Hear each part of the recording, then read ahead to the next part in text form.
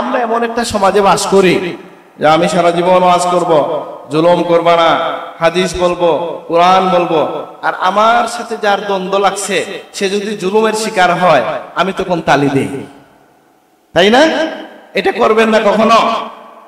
যেমন ধরেন আপনার ভিন্ন মতের কোন আলেমের গায়ে তখন আপনি দেখলেন হাত পোড়া লেগে গেছে অথবা কোমরে দড়ি লাগানো হয়েছে, আপনি খুব বাহবা দিলেন, এটা কি সে আকীদার কারণে করে না ইসলামকে আলেমদের প্রতি বিদ্বেষের কারণে করে? তাহলে কেন আপনি এখানে খুশি হবেন? কোনো সুযোগ নেই।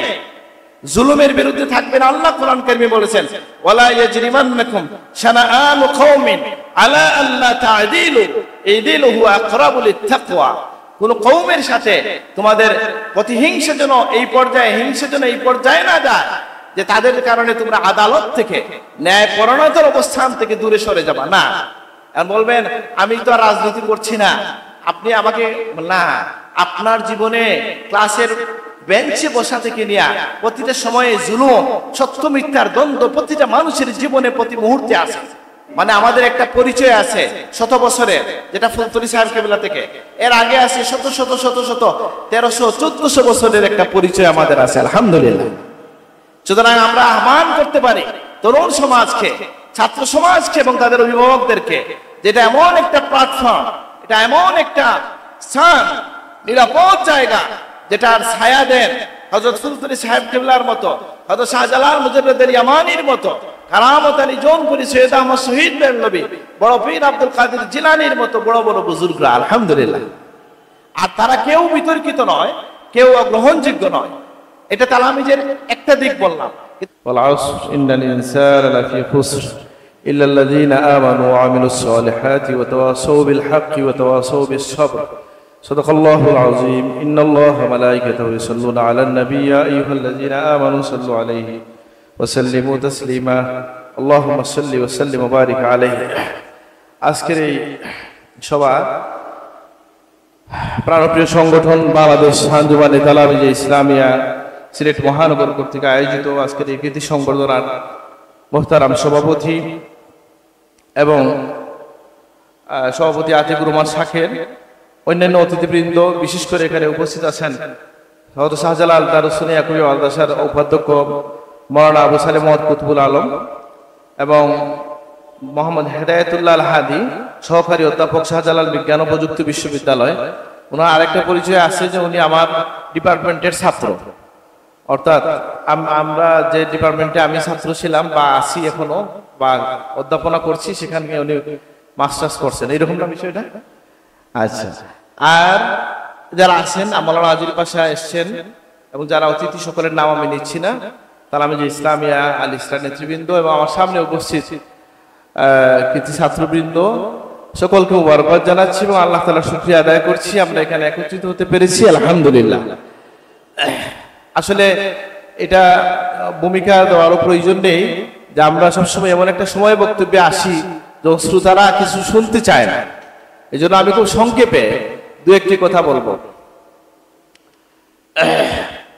আমরা যারা, এটা একটা ট্রেডিশন যে মানুষ যখন সফল হয় সকলে তাকে ধন্যবাদ দেয়।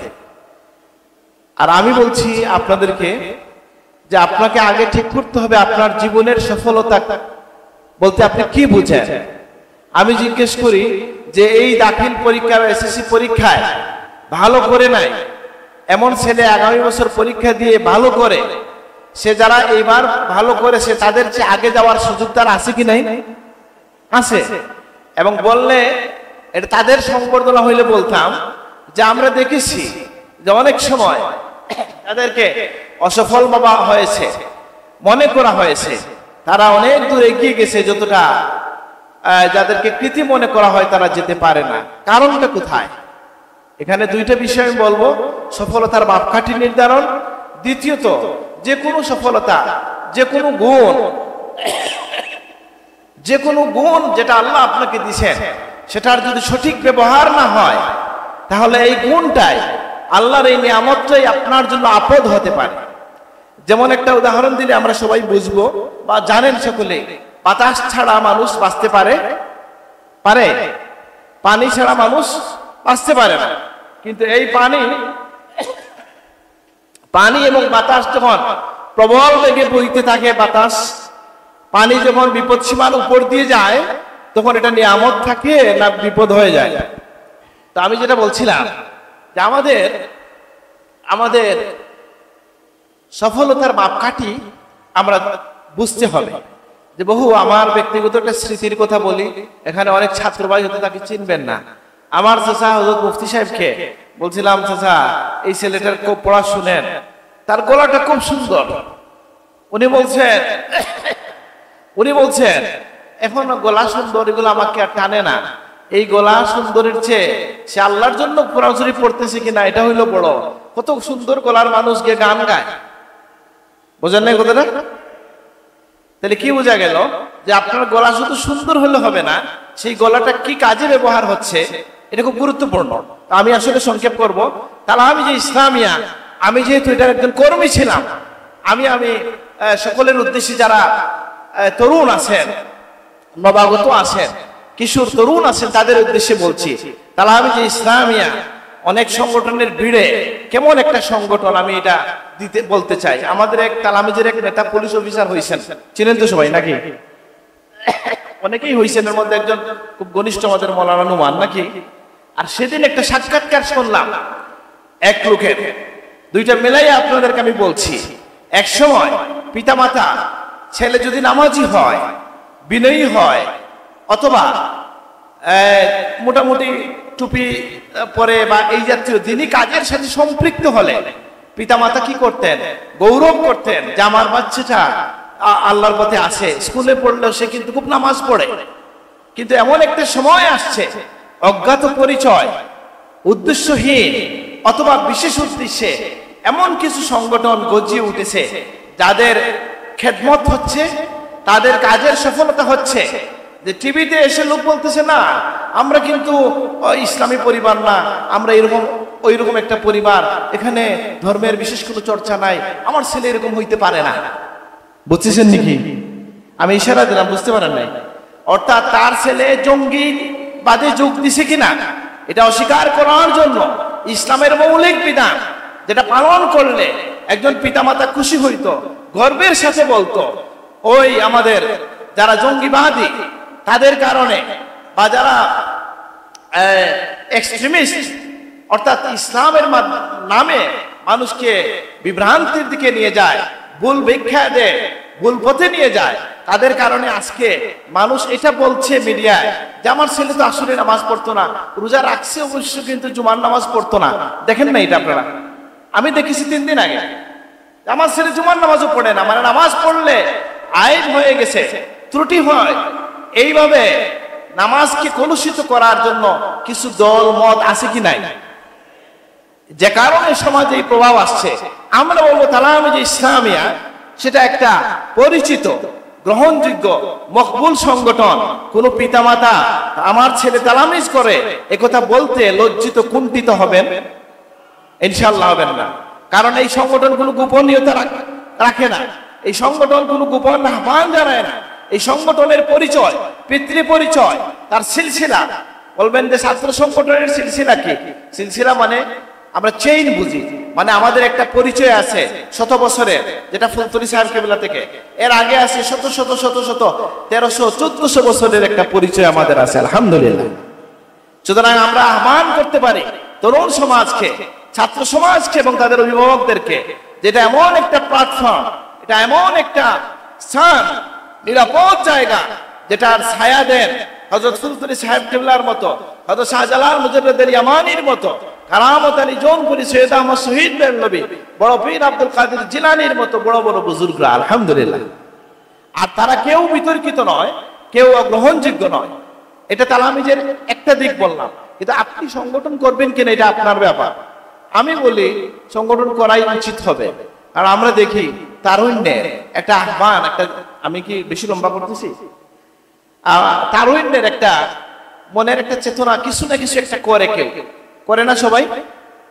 কেউ টুর্নামেন্ট দেয়, কেউ কয়েকজন মিলে একটা ক্লাব করে, ঠিক আছে না? তালামিজ একটা ক্লাব, কিসের ক্লাব? বলে দিনের ক্লাব, রাসূলুল্লাহর ক্লাব, আলহামদুলিল্লাহ। বুঝলেন, ইংরেজিতে বললে ক্লাব শুনে, আসলে যেটা সমিতি বা সভা বা সংগঠন, এই তো কিন্তু এটা কেন? যে আপনাকে তালামিজ আহ্বান জানায় যে আপনি নিজেকে যোগ্য করে গড়ে তুলুন, আপনি সংগঠক হন, আপনি বক্তা হন, আপনি জ্ঞানের জগতে প্রবেশ করুন, আপনি আদবওয়ালা হন, আপনি আপনার পিতামাতার অনুগত সন্তানে পরিণত হন। এটা আপনাকে তালামিজ শিক্ষা দেয়। তালামিজ ইসলামিয়া আপনাকে আহ্বান জানায় যে ব্যক্তিগতভাবে আপনি একজন ভালো মানুষে পরিণত হন, আপনি পিতামাতার অনুগত হবেন, আপনি দ্বীনের চর্চা নিজের মধ্যে নিয়ে আসবেন এবং দ্বীনকে নিয়ে ভাববেন, দ্বীনের উপর যে সকল চ্যালেঞ্জ আসছে এগুলা মোকাবেলা করার চেষ্টা করবেন। আপনার কি লাভ হবে? আপনি পড়তেছেন একটা কাজ, আর আপনি যে আপনার এক্সট্রা সময় যেটা ক্রিকেট খেলার কথা ছিল, ফেসবুক চালানোর সময় এই সংগঠনে দেওয়ার মাধ্যমে আপনার এই সময়টাও ইবাদত হয়ে গেছে, আলহামদুলিল্লাহ। কারণ আপনি তো নিজের জন্য কিছু করছেন না, কিন্তু নিজের ঝুলিতে নিজের অভিজ্ঞতায় অনেক কিছু এসে জমা হচ্ছে। আপনি যখন কোনো জায়গায় একটা বক্তব্য দিতে যাবেন মিলাদুন নবীতে, আজকে যে ছেলেরা বক্তব্য দিছে তাদেরকে কিছু চিন্তা করতে হয়েছে কিনা ভাই? হয়েছে কিনা? আপনি মিলাদুন নবী আসছে, একটা বক্তব্য দিতে যাবেন, সেই বক্তব্য হবে রাসূলুল্লাহর উপরে, আপনি আল্লাহর নবীর উপরে একখানা আয়াত শিখবেন, এটা আপনার জীবনে কম নয়। একটা হাদিস শিখবেন, নবীর জীবনের অনুপম চরিত্রের বিষয়টা আপনি শিখবেন, রপ্ত করবেন। সুতরাং তালামিজ ইসলামিয়া আপনাকে নিজেকে গড়ে তোলার জন্য, আপনার আকীদা সংশোধনের জন্য, আপনার আমল সংশোধনের জন্য একটা অনুপম প্রতিষ্ঠান, এবং সাথে সাথে আপনি সমাজ সচেতন হবেন। আমি ওভারঅল যদি বলি, যারা ছাত্র ভাই আছেন, চিরন্তন সত্য বলে একটা কথা শুনছেন কিনা বলেন? চিরন্তন সত্য শুনছেন কিনা বলেন তো? চিরন্তন সত্য একটা উদাহরণ দেন আমাকে। যেমন আমি একটা বলি, যেমন সূর্য ওই পশ্চিম দিকে না পূর্ব দিকে? পূর্ব দিকে ওঠে। ধরেন এরকম সত্য মিথ্যা বলা পাপ, এটা কি শুধু ইসলাম বলছে না সবাই বলছে? ওকে, এটা চিরন্তন সত্য। অন্যায় করা, জুলুম করা, অন্যায় মানে মানুষের উপর অবিচার করা, এটা উচিত না, এটা নাজায়েজ, এটা খারাপ কাজ। একথা সকলে একমত কিনা? সবাই একমত। ইসলাম এই সমস্ত বিষয়ে গুরুত্ব দিছে। আর আমরা এমন একটা সমাজে বাস করি যে আমি সারা জীবন ওয়াজ করব, জুলুম করব না, হাদিস বলবো, কোরআন বলবো, আর আমার সাথে যার দ্বন্দ্ব লাগছে সে যদি জুলুমের শিকার হয় আমি তখন তালি দেই, তাই না? এটা করবেন না কখনো। যেমন ধরেন আপনার ভিন্ন মতের কোন আলেমের গায়ে তখন আপনি দেখলেন হাত পোড়া লেগে গেছে অথবা কোমরে দড়ি লাগানো হয়েছে, আপনি খুব বাহবা দিলেন, এটা কি সে আকীদার কারণে করে না ইসলামকে আলেমদের প্রতি বিদ্বেষের কারণে করে? তাহলে কেন আপনি এখানে খুশি হবেন? কোনো সুযোগ নেই। জুলুমের বিরুদ্ধে থাকবেন। আল্লাহ কোরআন কারীমে বলেছেন, ওয়ালা ইয়াজরিমান্নাকুম শানাআনু কওমিন আলা আল্লা তা'দিলু ইদিলু হুয়া আকরাবু লিত-তাকওয়া। কোন কওমের সাথে তোমাদের প্রতিহিংসা যেন এই পর্যায়ে, হিংসা যেন এই পর্যায়ে না যায় যে তাদের কারণে তোমরা আদালত থেকে, ন্যায়পরায়ণতার অবস্থান থেকে দূরে সরে যাবা না। আর বলবেন আমি তো আর রাজনীতি করছি না, আপনি আমাকে না, আপনার জীবনে ক্লাসের বেঞ্চে বসা থেকে নিয়ে প্রতিটা সময়ে জুলুম, সত্য মিথ্যার দ্বন্দ্ব প্রতিটা মানুষের জীবনে প্রতি মুহূর্তে আছে। এই জন্য হযরত সিদ্দিক আকবর রাদিয়াল্লাহু আনহু বলছেন কি, ইয়াকুম ওয়াল খিজব ফাইনাল খিজবা মুজানিবুন আনিল ঈমান। তিনি কি বলেছেন যে তোমরা মিথ্যা থেকে দূরে থাকো, কারণ মিথ্যা ঈমান থেকে দূরে সরায় আনে। আর মিথ্যা থেকে দূরে থাকবো, এটা তালামিজের শিক্ষা, এটা ইসলামের শিক্ষা, এবং সাথে সাথে এটা চিরন্তন শিক্ষা। আলহামদুলিল্লাহ, এই মিথ্যা থেকে দূরে থাকা, অবিচার থেকে দূরে থাকা, সময়টাকে কাজে লাগানো। বলে এত ইসলাম তো এত বড় বিষয়, আমি পড়ি স্কুলে, তাহলে আমি ভালো মুসলমান হওয়ার তো আর আশা আমার জীবনে নাই। বলে আমি তো দেখি আছে। আর আপনি যিনি ব্যস্ত মানুষ, ব্যবসায়ী, যিনি উকিল ব্যারিস্টার অথবা যিনি প্রফেসর, তিনি বলবেন আমি তো আর এত আমল করতে পারি না। নবীজি তো সহজ পথ শিখাই দিছেন কিনা? নবী সহজ পথ কি বলে দিছেন? একটা বলছেন যে তুমি, যে একজন বলছে ইয়া রাসূলুল্লাহ আমার তো দিনটাকে বড় বেশি বেশি মনে হয়, আমি কিভাবে সহজে জান্নাতে যেতে পারি পথ বলে দেন। আল্লাহ রাসূল বলছেন তুমি তোমার জিহ্বাকে আল্লাহর জিকিরের মধ্যে ডুবিয়ে রাখবে। আলহামদুলিল্লাহ, এই কাজ সকলেই পারেন, ইচ্ছা করলেই পারেন। দেখেন আরেকটা হচ্ছে নবীজি বলছেন মিন হুসনে ইসলামিল মারএ, মনোযোগ দিয়ে শুনবেন হাদিস খানা। রাসূলুল্লাহ বলছেন একজন মানুষ ভালো মুসলমান হওয়ার জন্য বলেন নাই কামিল পাস হইতে হবে, বলেন নাই যে তিনি কি করতে হবে, ওয়াজ করতে হবে। আল্লাহর নবী বলছেন মিন হুসনি ইসলামিল মার'i, কামিল পাস করা ওয়াজ করা তো ভালো কাজ, কিন্তু যার হাতে এই সুযোগ নাই সেও ভালো মুসলমান হইতে পারে। সে কিভাবে হতে পারে? রাসূলুল্লাহ ফরমাচ্ছেন মিন হুসনি ইসলামিল মার'i তারকুহু মা লা ইয়ানিহি, একজন মানুষ ভালো মুসলমান হওয়ার জন্য যথেষ্ট যে সে যেন অহেতুক কাজ ছেড়ে দেয়। আল্লাহ আমাদেরকে তৌফিক দান করুন, আমিন। তবে ফেসবুকটা তো চালানো ফরজ, কি বলেন? ফেসবুক বলে হ্যাঁ, এগুলা নিয়ে আমরা হুজুর বলছি বলে বলছি না, আমি ইউনিভার্সিটির শিক্ষক হিসেবে বলছি না। কেউ বলবে যে এটা তো আমার আব্বার মতো বললেন, আপনি স্যারের মতো বললেন। না, এটা সর্বধর্মের সমস্যা, মানবতার সমস্যা হচ্ছে এখনকার মোবাইল ইন্টারনেট। আর আপনারা দেখেছেন পোপ যখন আসছিল কোথায়, নটর ডেম কলেজে, সেখানে এসে সেও বলছে, পোপ তো আর মুসলমানের নেতা না, খ্রিস্টানের নেতা। তিনি বলছেন যে তোমরা কি করো, মোবাইলে কম সময় দিয়া দাদু নানুকে একটু সময় দিও। কথাটা কি ভুল বলছে না ঠিক বলছে?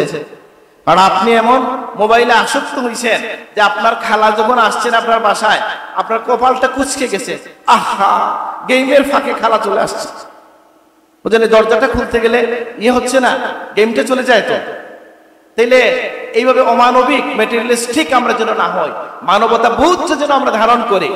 এবং প্রত্যেকের, আমি সহজ ভাষায় আমার কথা শেষ করলাম যে আমি আহ্বান করছি সকলকে যে আপনাদেরকে তালামিজের একজন কর্মী হিসাবে আমি বলছি যে আমরা এক আত্মপরিচয়টা দিলাম এই জন্য যে আমরা কোন পথে মানুষকে আহ্বান করি।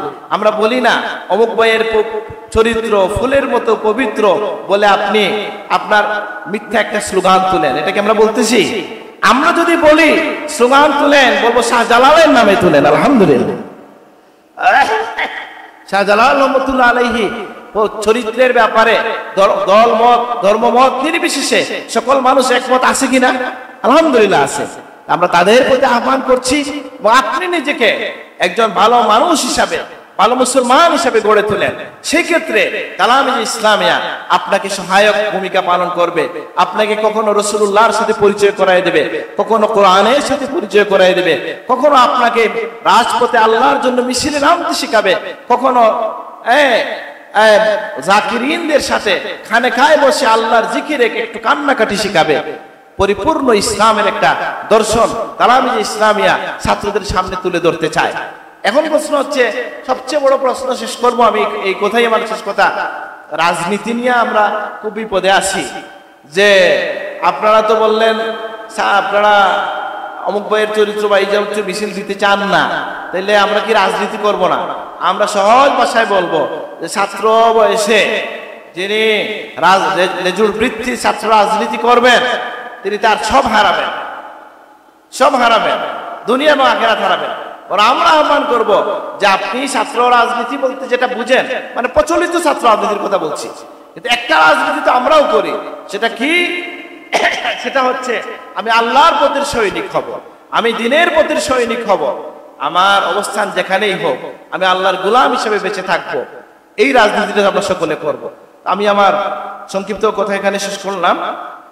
তাহলে আমি যে মহানগরকে আমি ধন্যবাদ জানাচ্ছি এবং দুনিয়ার এই পঙ্খী আমার দেশকে সকলে ভালোবাসবেন, নিজের প্রতিষ্ঠানকে ভালোবাসবেন, আপনার শিক্ষকদেরকে শ্রদ্ধার সাথে স্মরণ করবেন, আদব রাখবেন। আমার কথা শোনা যাচ্ছে? আমি আরেকটা কথা বলতে চাই। আমি হাইকোর্টে বলছি, আমার ছাত্রদেরকে ইউনিভার্সিটিতে বলি, আপনাদেরকে বলছি, দেখেন আমাদের প্রিয় নবী সাল্লাল্লাহু আলাইহি ওয়াসাল্লাম বলছেন আমি হচ্ছি বুইসতু মুআল্লিমান, আমি হচ্ছি মুআল্লিম হিসেবে প্রেরিত হয়েছি, শিক্ষক হিসেবে প্রেরিত হয়েছি। তো প্রিয় নবী সাল্লাল্লাহু আলাইহি ওয়াসাল্লামের একখানা কথা হচ্ছে, শিখাচ্ছেন আমাদেরকে, বলতেছেন তোমাদের সন্তানদেরকে তোমরা দুইটা জিনিস শেখাও। কয়টা জিনিস?